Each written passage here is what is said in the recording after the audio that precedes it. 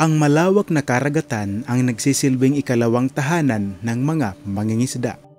Sa tahimik na munisipalidad ng San Sebastian, Samar, kung saan halos 50% sa mga taga rito ay umaasa sa mga lamang dagat,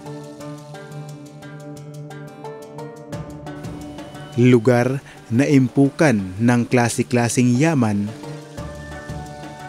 at ito rin ang nagbibigay ng kabuhayan sa mga taong umaasa sa biyayang hatid ng karagatan.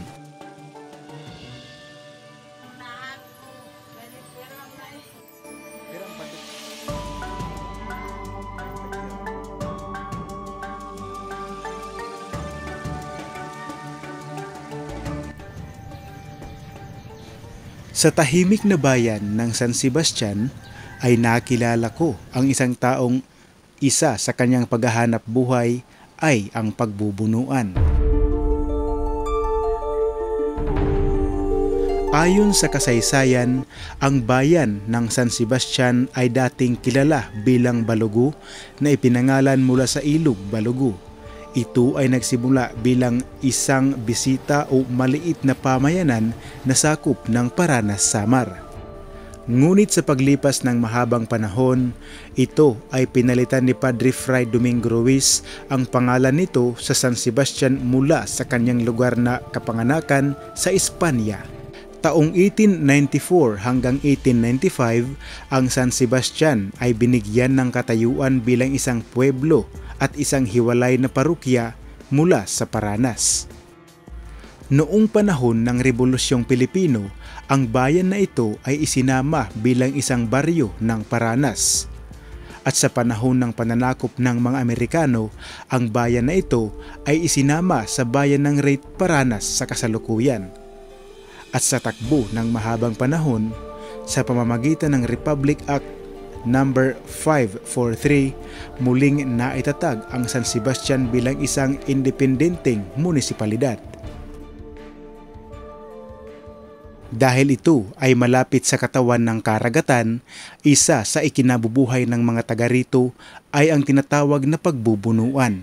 Yan ang binubuhay ko sa pamilya ko, ilang anak, pati apo ko na.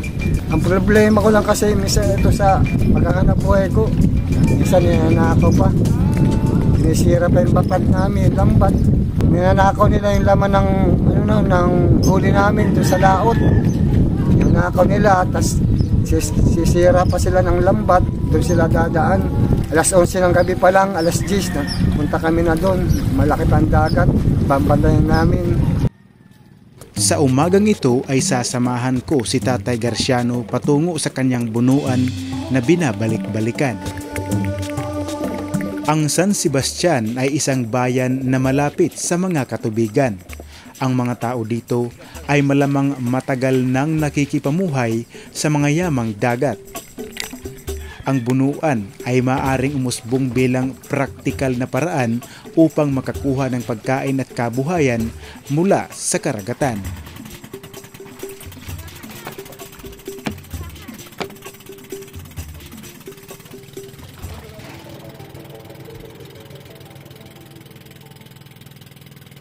Ang mga pamamaraan ng pangingisda tulad ng pagbubunuan ay ipinapasa mula henerasyon hanggang sa henerasyon. Ang kaalaman na ito ay tungkol sa mga galaw ng mga isda at iba pang lamang dagat at kabilang na dito ang mismong galaw ng karagatan.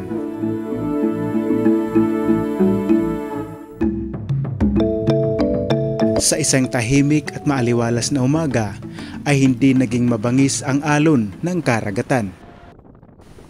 Gamit ang pinutol na container o water can, ito ang magsisilbing lagayan ng mga nahuli ni Tatay Garciano.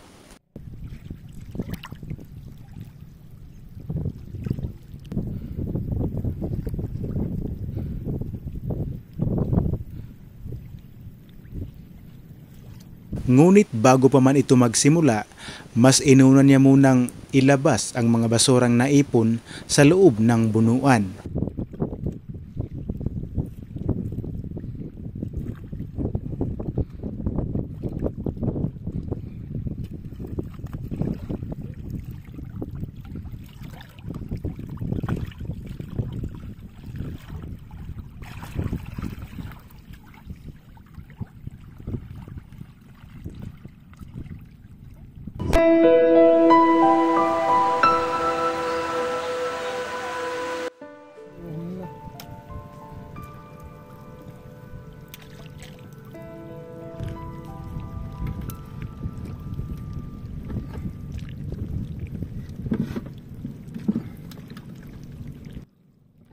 Sa loob ng bunuan na ito, dito nakukulong ang mga nakakapasok na hipon, alimasag, isda at marami pang iba.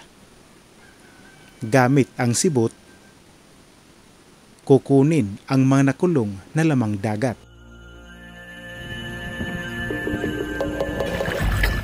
Kadarang silip. Ang kaniyang nahuhuling alimasag at hipon ay walang pinipiling sukat. Kabilang na dito ang maliliit na isda.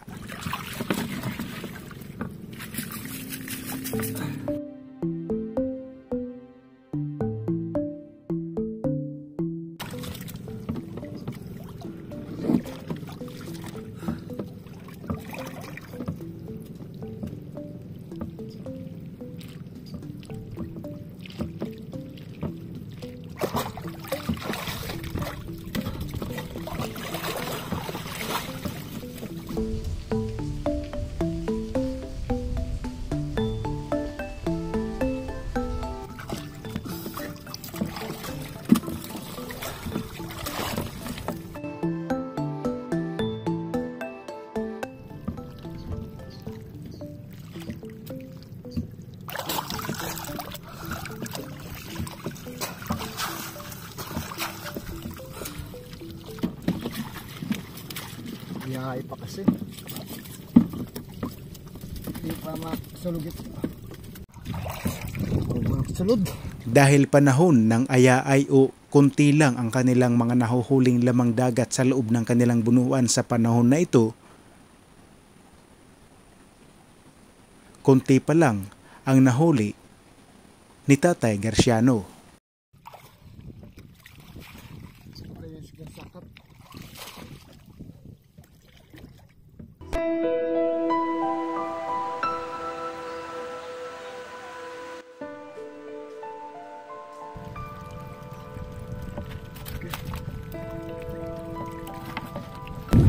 Ang ayahay kasi, yung dagat, yung agos ng dagat, medyo hindi pa malakas.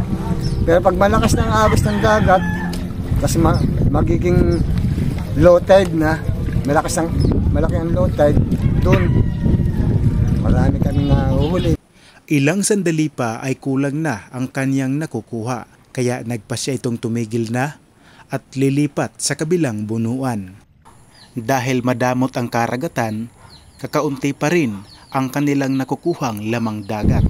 Minsan nakakabenta kami ng magit 2,000, isang puntahan lang doon. Pero minsan naman pag ayahay, hanggang sa lang, nakakaulam, mambili ng bigas.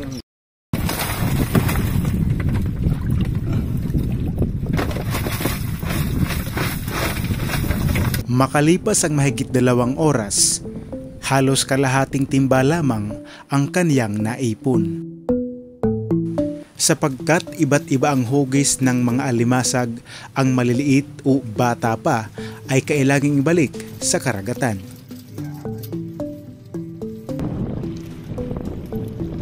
Kaya gaano man karami ang kanilang huli kung maliliit ang naisama, ibabalik ang maliliit sa karagatan para mas mapakinabangan pa sa tamang panahon. Yung ganitong kaliit na alimasag, pag yan nagpalit ng bahay niya, ganito kagad kalaki. Araw lang yan, siguro mga 2 linggo lang yan. Ayon sa siyensya, ang salitang alimasag ay isang pangkalahatang termino para sa maraming uri ng crab. Bawat uri ay may kanya-kanyang haba ng buhay. Ang ilang maliliit na uri ay maaaring mabuhay lamang ng 1 o 2 taon, habang ang mas malalaking uri ay maaaring mabuhay ng mas matagal pa.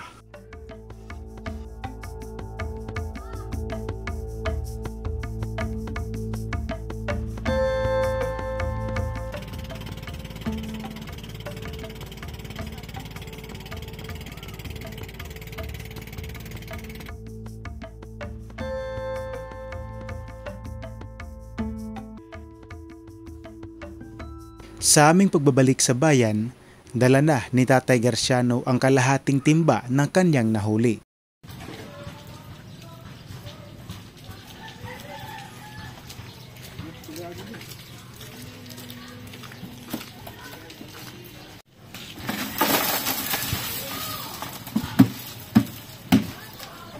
Pagkarating sa kanilang bahay, kailangan pang paghiwa-hiwalayin ang hipon at alimasag.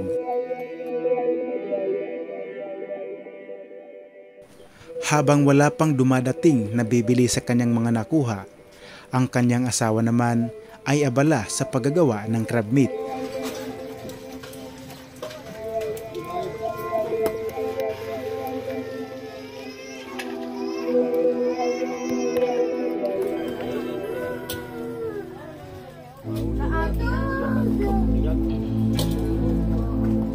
May isang uri ng isda na pakol kung tawagin sa kanila at bawat isa ay tinatanggal ang balat. Dahil sa taglay na tigas ng balat nito, kailangan munang isa-isang balatan bago ibenta.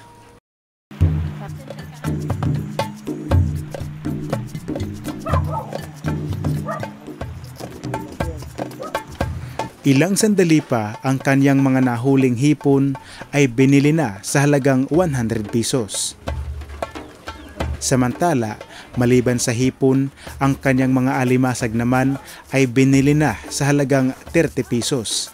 Ito daw kasi ay gagawing crab meat at idebenta sa halagang 200 pesos. At isa ito sa pinagkakaabalahan ng kanyang misis ang paggagawa ng ganitong klaseng produkto.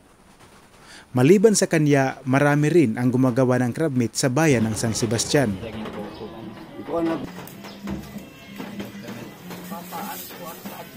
At ang isdang pakol ay binili na sa halagang 30 pesos.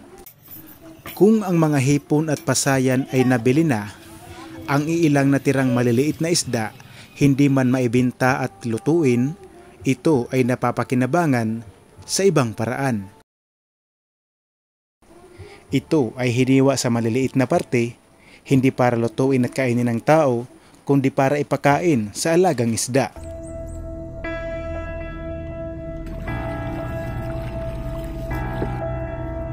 Hindi kalayuan, sumakay siya ng bangka patungo sa kanyang fishpin, dala ang maliliit na piraso ng isda at ang laman ng kanyang fishpin ay lapu-lapu.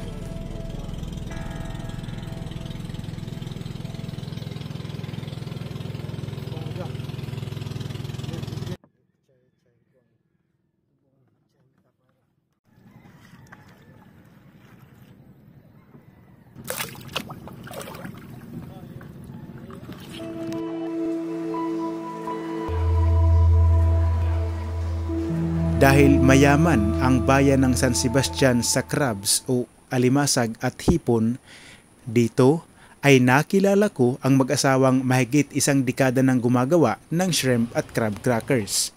Sa umpisa pa lang namin na paggawa, 1 kilo lang muna. Siyempre nag-try kami kung mabibinta ba namin. O tapos paggawa namin na ubos naman yung 1 kilo, kinabukasan uli nagawa kami ng 1 kilo't kalahati na ubos pa rin. Tapos pagsunod na araw din, nagawa din kami ng 2 kilo na ubos naman. Hanggang sa ngayon, ang nagagawa namin 20 kilos na kada 2 araw.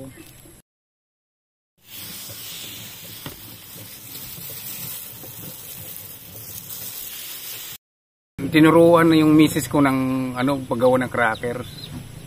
Tapos yung sakat yung asosasyon hindi naman hindi naman nag-improve sa katagalan na kaya na naman namin. Dati titinda lang kami ng San Sebastian. Maliban sa kanilang bayan, sa tagal ng panahon, naisipan nilang mas palawakin pa ang kanilang produkto. Hanap kami ng buyer na bibili sa amin yung pouch.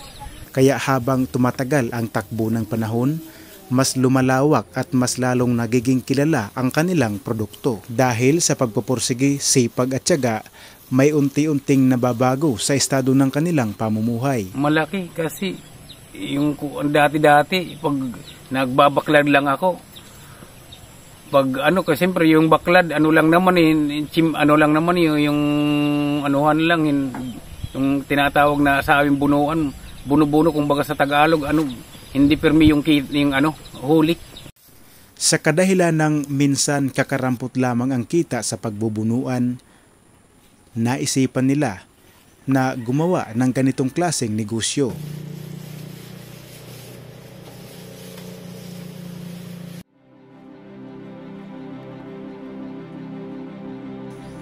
At sa isang tahimik at payapa na lugar na ito, dito ay mahigit isang dekada na silang gumagawa ng crab crackers at shrimp crackers.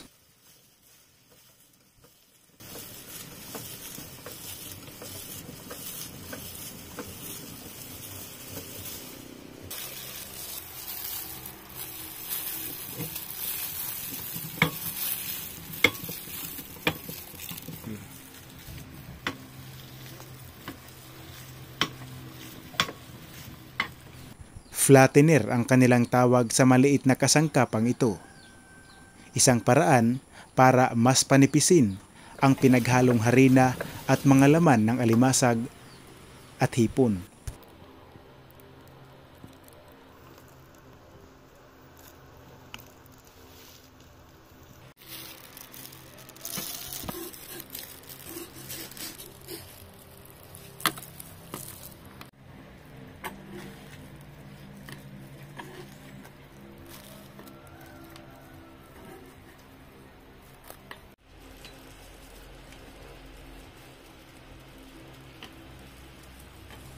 Dahil marami na ang kanilang kontak sa kanilang tahimik na lugar, halos araw-araw dito ay nagluluto sila ng kanilang ibinebenta.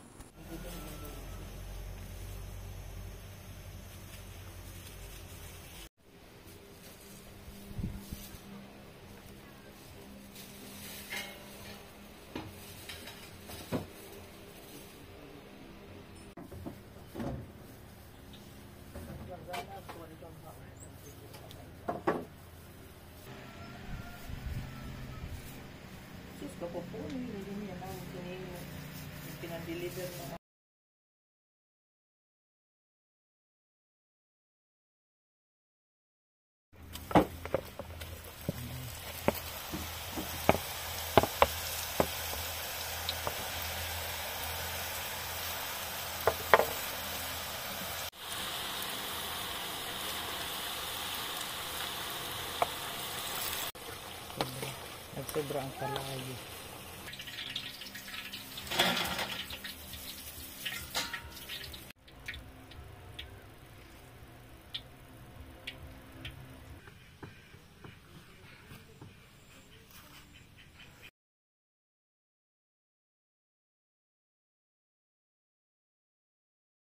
Ito na po ang ating crab crackers.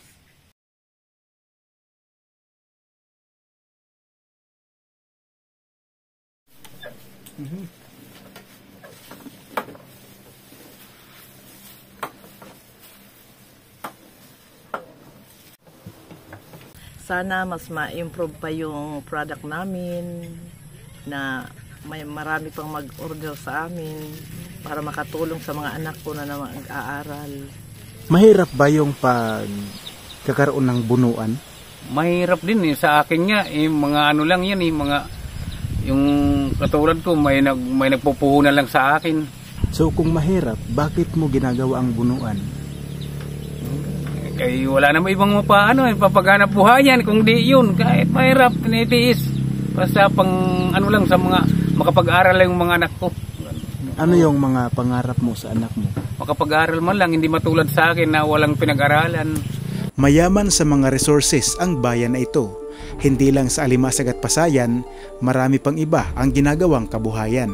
Mula dito sa San Sebastian, ako po si Antonio Cabubas at ito ang Province Life TV, Explore and Docu Network.